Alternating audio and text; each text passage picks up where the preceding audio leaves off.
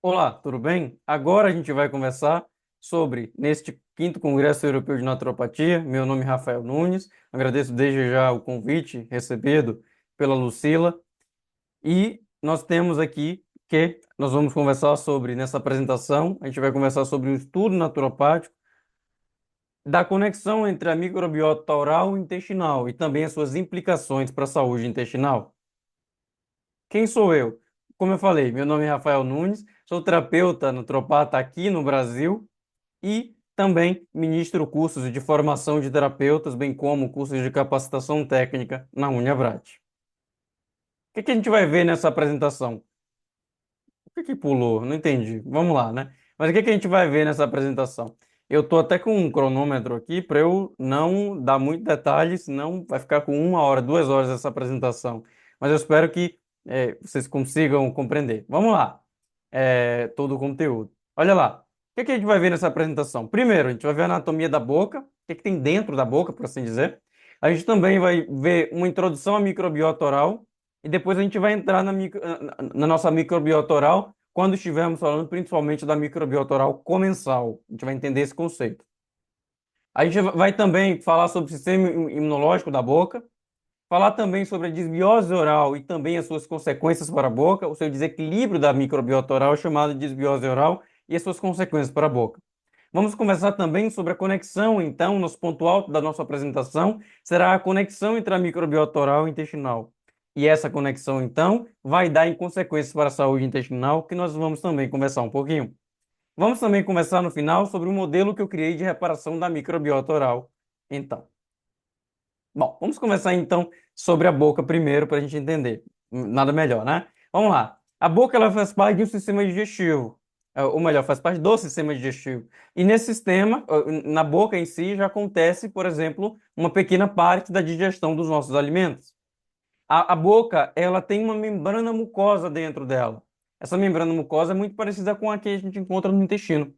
Essa membrana, ela tem uma função, que é impedir que coisas ruins entrem na corrente sanguínea, porque não pode passar tudo tudo que tiver na minha boca passar para a minha corrente sanguínea, porque aí eu produziria muitos problemas. E a gente tem que entender que a boca, ó, ela é o ponto de entrada para muitas coisas que vêm do exterior. Então, água, alimentos, parasitas, bactérias, fungos, vírus. Então, temos então que essa boca, ela vai precisar ter um sistema de defesa contra tudo isso, para não deixar que tudo isso persista na boca, né, e até seja engolido, quem sabe. Então, nós temos um sistema de defesa da boca chamado de sistema imunológico da boca. A boca, ela vai ter superfícies, né? Então, aqui eu tenho as superfícies da boca.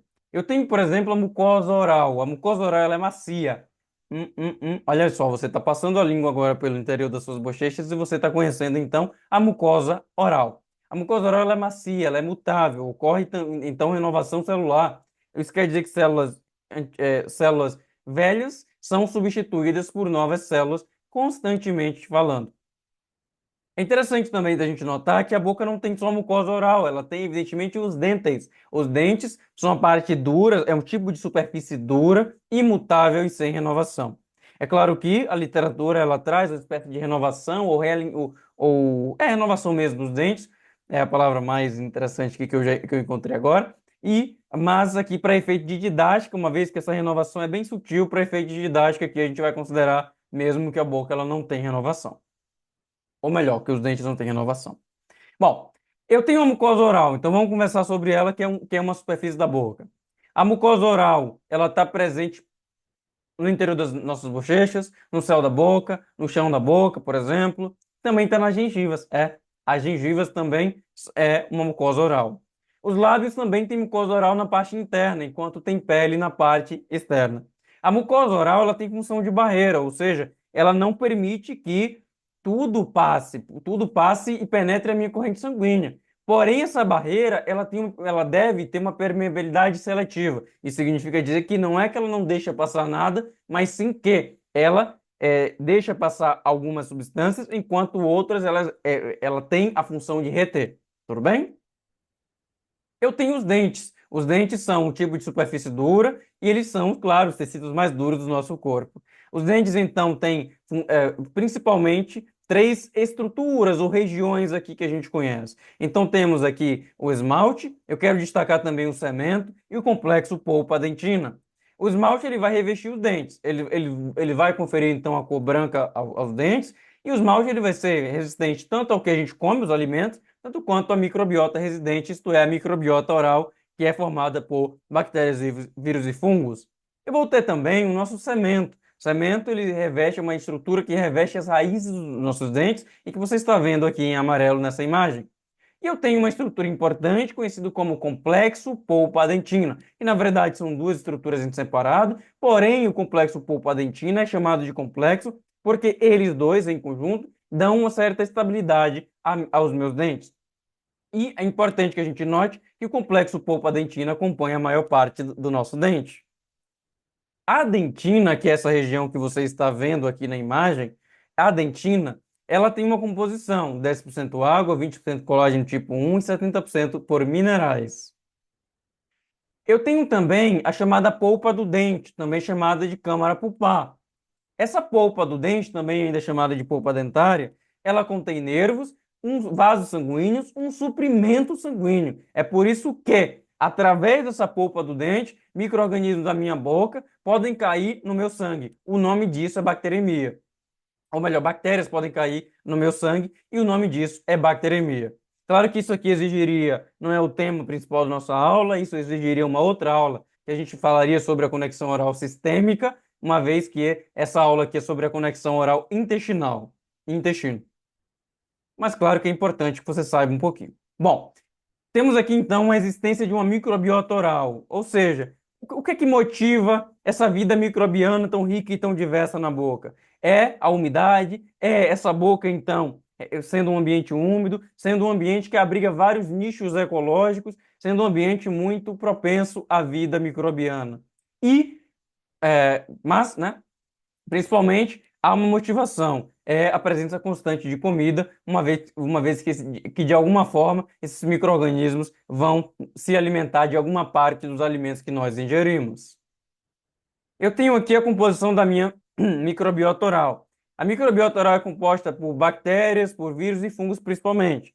São mais ou menos 20 bilhões de micro-organismos e eles formam verdadeiros nichos ecológicos. Isso significa dizer que certas bactérias vivem melhor nas amígdalas, certas bactérias outras vivem melhor na gengiva, e aí, né? Então essas bactérias têm lugares favoritos, por assim dizer, dependendo da bactéria, e até mesmo esses micro-organismos eles vão se alinhar em certas partes da boca diferentes. E o desequilíbrio da microbiota oral, ele pode dar no que nós chamamos de cárie, por exemplo, ok? A gente vai ver daqui a pouco também mais especificamente. Bom, aqui eu tenho a conexão entre a microbiota oral e a microbiota intestinal. Claro que aqui eu estou falando de uma maneira muito incipiente. Lá no final da apresentação a gente vai ver isso melhor. Mas que conexão é essa? A gente engole bilhões de bactérias o dia inteiro, por exemplo, através quando a gente engole saliva. Quando a gente faz isso, a gente manda informação, isto é, micro-organismos, da microbiota oral para a microbiota estomacal e também para a microbiota intestinal. Ou seja, um desequilíbrio da minha microbiota oral pode desequilibrar decisivamente a minha microbiota intestinal. Mas como é que essa microbiota oral ela se forma, né? Eu tenho aqui que a microbiota oral ela se forma através do canal vaginal que essa criança passa, onde há uma inoculação de micro-organismos através desse canal vaginal. Então, quando a criança passa pelo canal vaginal, existe uma microbiota vaginal, micro-organismos da vagina da mulher, então no canal vaginal inoculam a pele da criança, ou a boca da criança e o intestino da criança, por exemplo. Uma outra fonte é, então, claro que no caso, essa criança, então, ela precisa, para ela ter essa primeira inoculação, que é importante, ela precisa ter saído de parto normal, ok? Eu tenho também o ambiente, o próprio ambiente vai dando micróbios também para essas crianças, ok? O toque também vai tocando certos objetos, a microbiota da pele da mãe e também a amamentação vão nos fornecer fontes que, de alguma maneira, de forma direta ou indireta, vão então dar uma inoculação da nossa microbiota oral. Bom, olha aí, ó, bebês cesarianos têm a microbiota oral mais frágil e são mais propensos a sofrer de alergias e asma, uma vez que eles não passam por essa primeira inoculação dada pelo canal vaginal da mãe materno, que é tão importante. Não está mudando o slide? Vamos lá. O que que é? Bom, agora a gente entra no conceito de microbiota oral comensal. O que que é essa microbiota oral comensal? É como se fosse um padrão de micro-organismos que já pertencem naturalmente à nossa boca. Esses micro-organismos têm uma função que é proteger contra os micro-organismos ruins, isto é, contra invasores muitas vezes. E também vão promover estabilidade à nossa microbiota para quando, por exemplo, o cliente, o paciente, ele tomar um antibiótico, que é para que não haja uma infecção generalizada, ok? Essa microbiota oral comensal ela também vai conversar com a minha microbiota, com o meu sistema imunológico da boca, que a gente vai ver daqui a pouco. E com isso, é, a minha microbiota oral vai dizer: olha, ataca aquele micro-organismo, tolera aquele outro lá, porque a gente não quer que você ataque, não. Isso aqui faz parte de micro-organismos bons da minha boca. Então eu não quero que você ataque. Quero que você ataque somente os invasores. Tudo bem? Então há uma conversa, uma comunicação entre a minha microbiota oral comensal, a minha microbiota saudável da minha boca e o meu sistema imunológico. Então há essa conversa.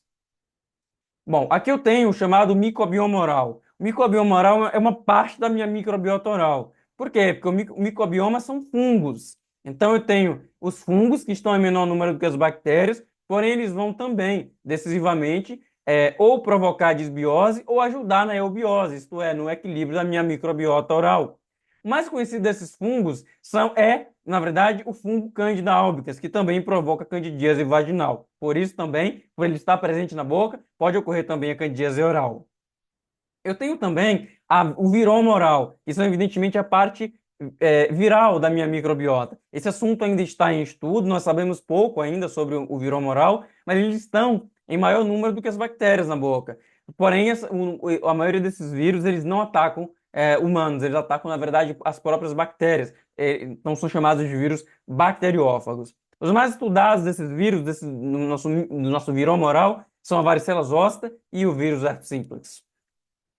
Pessoal, é importante que a gente entenda que as bactérias, elas não vivem sozinhas, isoladas umas das outras. Na verdade, elas formam os chamados biofilmes bacterianos. Esses biofilmes bacterianos são como escudos protetores para as bactérias. A composição desses biofilmes é uma coisa chamada substância polimérica extracelular. E qual é a função desse biofilme? Fornecer proteção mecânica para que, por exemplo, a água não lave essas bactérias excessivamente e elas sejam então estipadas à boca. Temos também a proteção do tipo imunológica, onde, de fato, ah, ah, esses biofilmes bacterianos vão proteger as próprias bactérias do próprio sistema imunológico, do próprio hospedeiro, tudo bem? Ou seja, do nosso sistema imunológico. E temos também a função da proteção antibiótica, para proteger contra a ação de antibióticos que matariam essas bactérias e estipariam elas da boca. Bom, em suma, os biofilmes bacterianos dão então estabilidade para as bactérias da minha boca. E a própria placa bacteriana é um tipo de biofilme. A saliva, e já que está na boca, ela apresenta uma função importante. Ela controla o pH da boca para que a boca não fique ácida excessivamente, porque essa acidez faria com que micro-organismos patogênicos pudessem se proliferar e se desenvolver e provocar uma desbiose oral. A saliva, por controlar o pH, ela também vai fazer com que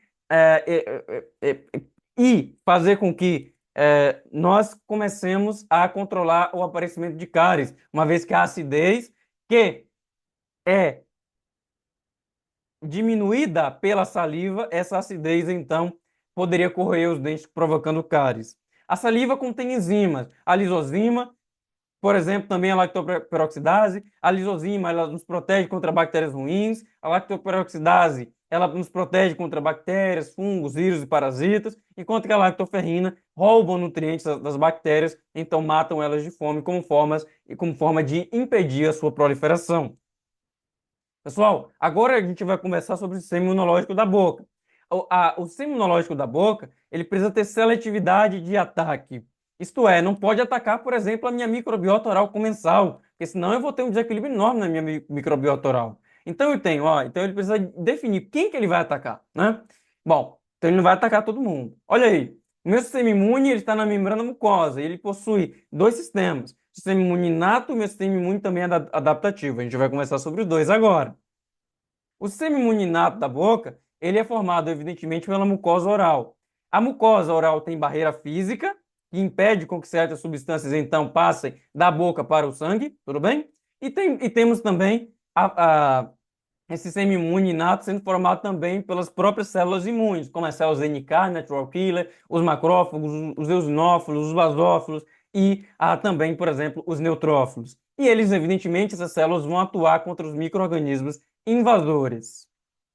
No entanto, muitas vezes eu preciso de uma resposta que seja mais específica, ou mais forte, ou mais específica contra aqueles organismos invasores. É aí que então entra o sistema imune adaptativo da boca. As células dendríticas, através de seus dendritos e através de receptores conhecidos como receptores Toll-like, eles coletam informações sobre os invasores e apresentam para outro tipo de célula conhecida então como linfócitos. Esses linfócitos, então, vão ter uma ação importante no meu sistema imune adaptativo. Então, quando as células dendríticas elas informam para os meus linfócitos esses linfócitos, que são de dois tipos aqui, principalmente, os linfócitos do tipo T e os linfócitos do tipo B, apesar dos linfócitos B eles não atacarem diretamente as bactérias, eles vão sim ajudar nessa defesa imune. E os principais agentes, então, aqui que vão atuar na minha defesa serão os linfócitos B e o T, né, principalmente. Então, esses linfócitos vão então começar ao ataque ao agente invasor, nos protegendo. É importante também que a gente entenda que há a produção de anticorpos. A produção de anticorpos ela é feita através dos linfócitos B. Esses linfócitos B vão produzir anticorpos, também chamados de imunoglobulinas, que serão específicos para cada invasor. Então, é uma resposta mais específica, mais eficiente, em boa parte das vezes, do que o sistema imune inato, que apresenta uma resposta bem genérica, por assim dizer, ao agente invasor. Ah, e eu também vou ter anticorpos na saliva. Olha aí, ó. Na saliva, vamos ter que os linfócitos B, eles vão se diferenciar em plasmócitos e vão produzir anticorpos que também são chamados de imunoglobulinas. Essas imunoglobulinas, vamos ter aqui a IgA, que é a imunoglobulina A. Essas IgA vão ajudar a eliminar, capturar esses organismos invasores e também vão impedir que esses micro-organismos penetrem na minha mucosa, penetrem na barreira, penetrem na minha mucosa oral e entrem na minha corrente sanguínea. Então, a saliva tem uma função de diminuição do pH, a saliva ajuda na defesa imunológica, incrível, tá? Olha aí. Uma outra coisa que a gente também tem que comentar é que eu tenho uma espécie de calmaria. Por quê? Porque se eu tiver uma reação imune muito forte, eu posso prejudicar o próprio hospedeiro. Então, existe um tipo de célula conhecido como células T reguladoras que, através de certos mecanismos, por exemplo, eles vão acalmar os linfócitos T e também vão até induzir apoptose, morte celular programada dos linfócitos T, provocando então uma morte desses linfócitos T para que esses linfócitos T que estão excessivamente agressivos não continuem fornecendo uma resposta imune muito forte que prejudica o hospedeiro. Então, olha só como as coisas devem estar sempre em equilíbrio. Então, ou seja, em resumo, eu tenho uma seletividade de ataque. O sistema imunológico da boca tem que tolerar certos micro-organismos, enquanto identifica outros e ataca-os. Agora a gente vai conversar sobre a disbiose oral e suas consequências para a boca. Aqui eu vou passar bem rapidinho, porque a gente tem que deixar essa apresentação com mais ou menos uns 30 minutos. Vamos lá? Olha aí, tipos de disbiose. Então, vamos lá. Quero que você entenda que existem tipos diferentes de disbiose. Eu tenho a disbiose por crescimento insuficiente da microbiota normal, ou seja, faltam micro-organismos suficientes na minha microbiota oral, por exemplo, mas isso também se aplica à microbiota intestinal, por exemplo. Eu tenho o crescimento anormal da minha microbiota normal. Nesses casos, quase não existem sintomas, na grande maioria das vezes.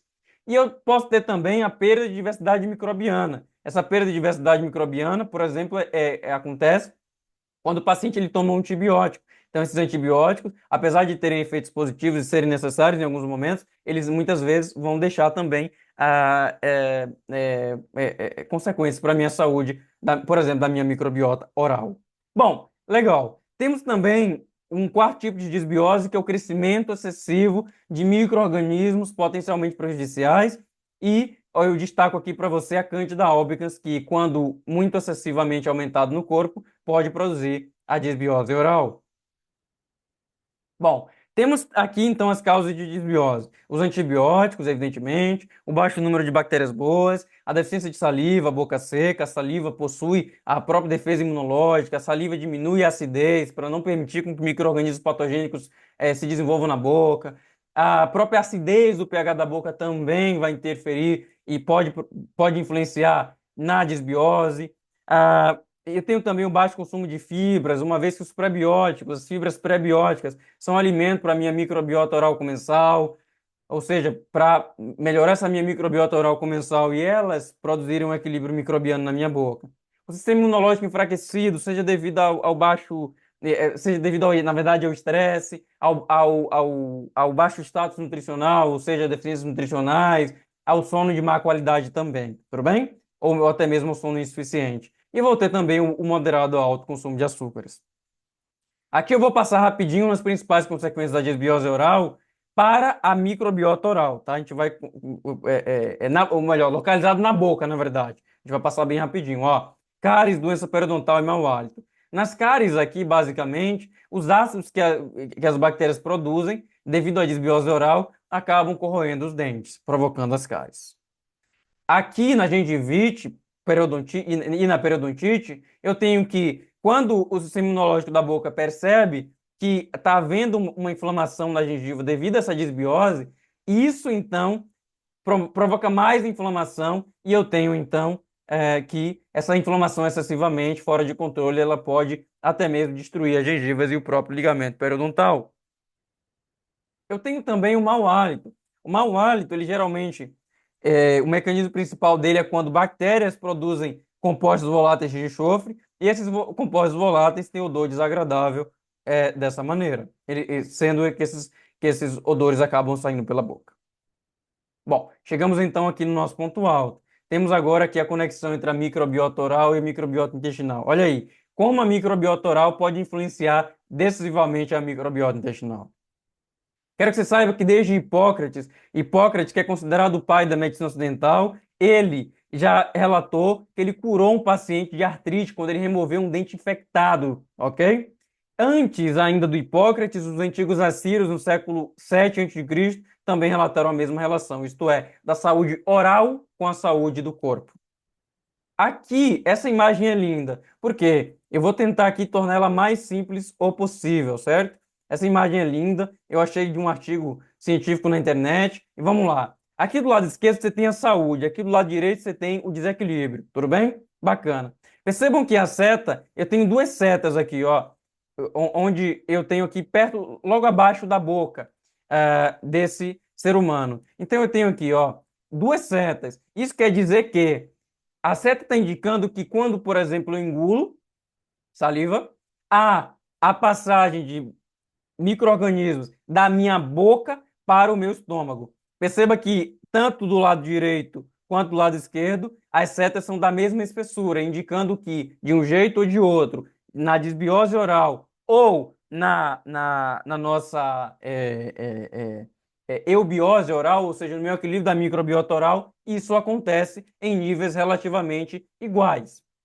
Você vai perceber que a seta da esquerda, aqui agora no meio, que seria a segunda seta, ela é diferente. Essa seta da esquerda, ela vai evidentemente mostrar que quando eu tenho a saúde, essa passagem de micro-organismos do estômago em direção ao meu intestino é menor do que a seta da direita. Ou seja, quando eu tenho a minha secreção gástrica, por exemplo, diminuído. Então, se eu tenho deficiência de um ácido chamado deficiência de ácido, um ácido chamado ácido clorídrico no meu estômago, eu vou ter a passagem de bactérias da minha boca, bem grande quantidade, da minha boca em direção ao meu intestino, podendo desequilibrar a minha microbiota intestinal. até mesmo a passagem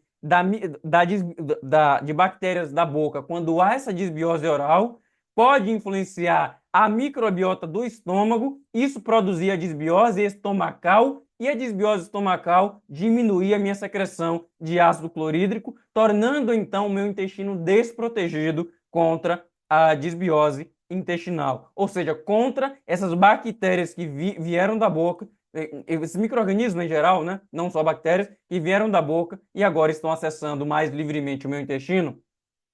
Isso acontece também no próprio intestino. Quando eu tenho diminuição da minha secreção biliar, isso aqui também pode provocar também, então, um processo de sujamento, ou eu acabo sujando mais facilmente a minha microbiota intestinal. Tudo bem?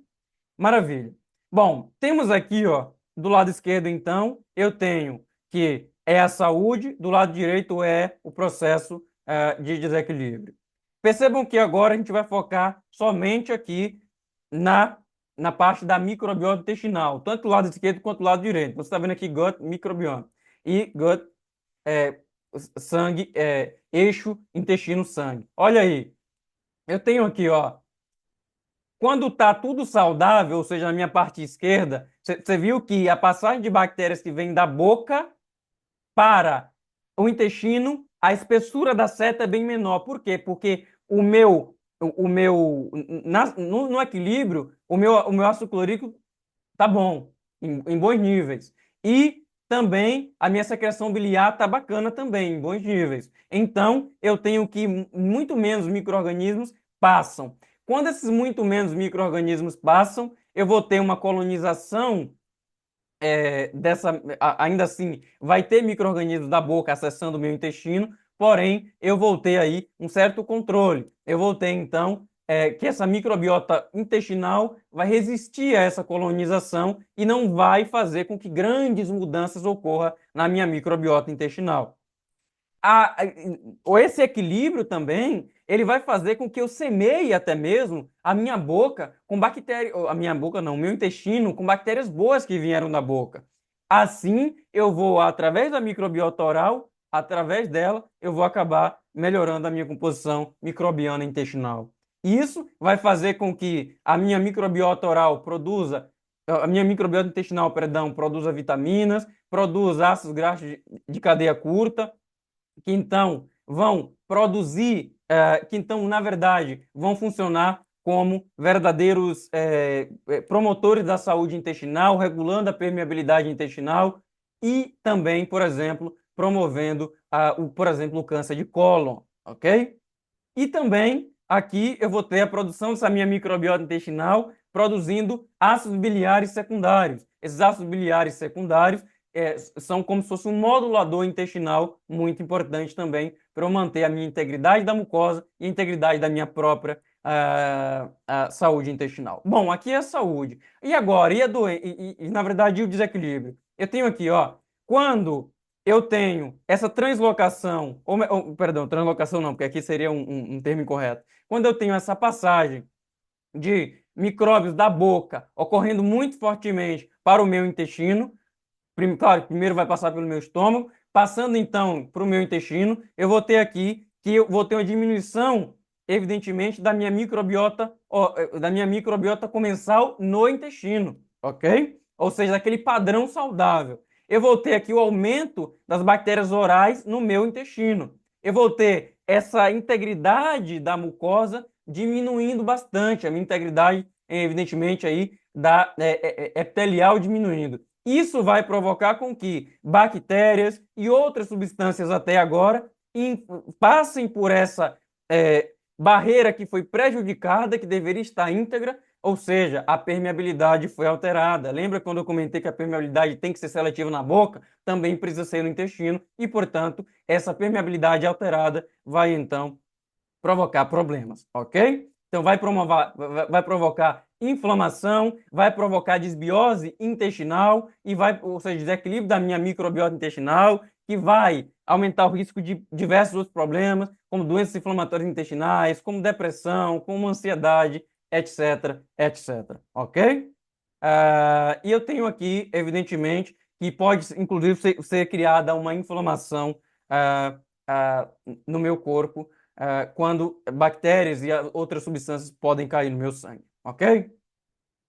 Bom, aqui eu criei um modelo de reparação da microbiota oral, ó. O modelo Rafael Nunes de reparação da microbiota oral. Então, tem 1, diminua a acidez. 2, controle dos micro-organismos ruins. 3, alimente a microbiota comensal. 4, corte a nutrição dos micro-organismos ruins. 5, aumente a produção de saliva.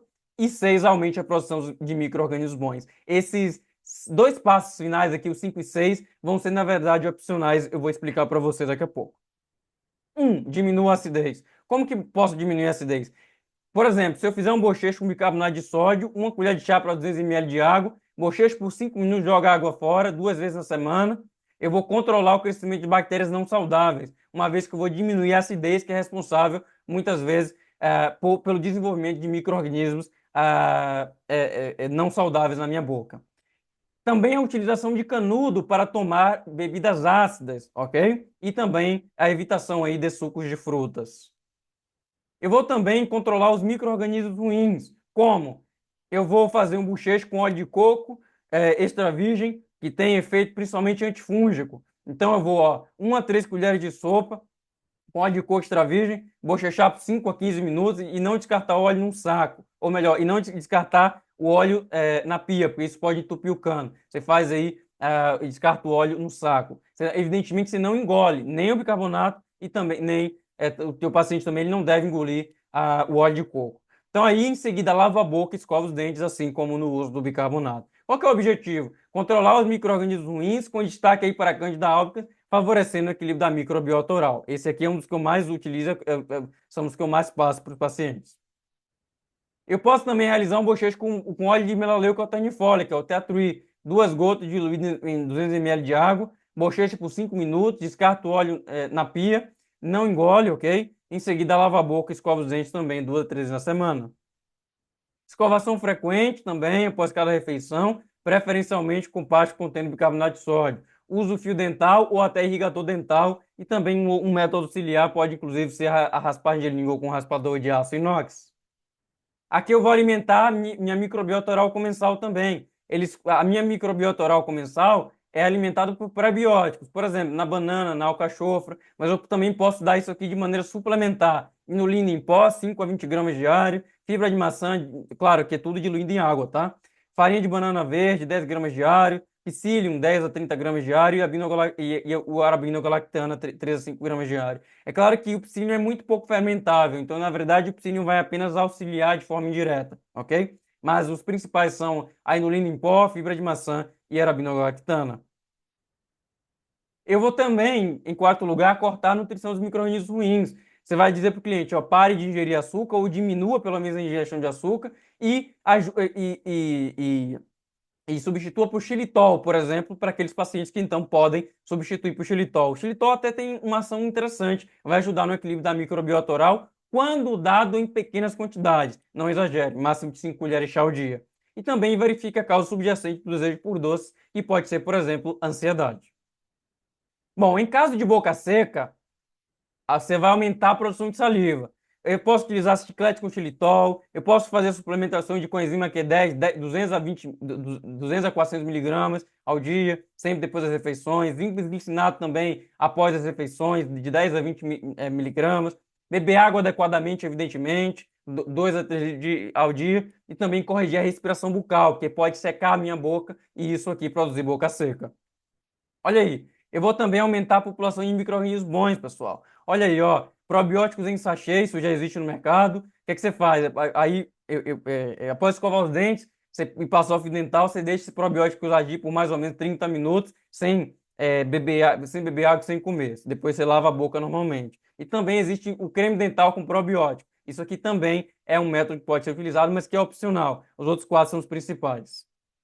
Bom, olha aí, um olhar sobre a cepa de probióticos. Ó, então, eu tenho. Lembra que na verdade eu não comentei isso, mas existe certa especificidade nas cepas bacterianas. Depois você passa nesse slide aqui com calma e vê aqui bonitinho a cada micro-organismo da boca que as cepas bacterianas podem agir, os probióticos podem agir. Olha aí, hábitos comuns que prejudicam a microbiota oral. Ó, porque não adianta eu querer reparar a minha microbiota oral se eu tenho algo prejudicando. Fumar e roer unha, por exemplo. Bom, Quando é que eu reparo a microbiota oral do meu paciente? Quando ele apresentar boca seca, ressecamento labial, creme pastoso na boca ao acordar, histórico de cáries e tratamento de canal, histórico de grande ingestão de doce, tudo é motivo, certo? Inflamação na gengiva, dor gengival, tudo isso eu vou auxiliar. E aqui chegamos ao final dessa apresentação. Muito obrigado. Eu espero que você tenha beneficiado com essa apresentação e a gente se encontra então em breve, certo? Tá? Estão aqui os meus contatos, tá aqui o site da Abrage também, que é a associação que faço parte. O meu e-mail está aqui também, e bem como também o meu Instagram, terapeuta Rafael N. Certo? Muito obrigado pela oportunidade. Mais uma vez, a Lucila, não sei se já comentei aqui, que, né, me convidou para essa apresentação para o 5º Congresso Europeu de Naturopatia, e eu espero que tenha sido útil para você. A gente se encontra em breve. Tchau, tchau!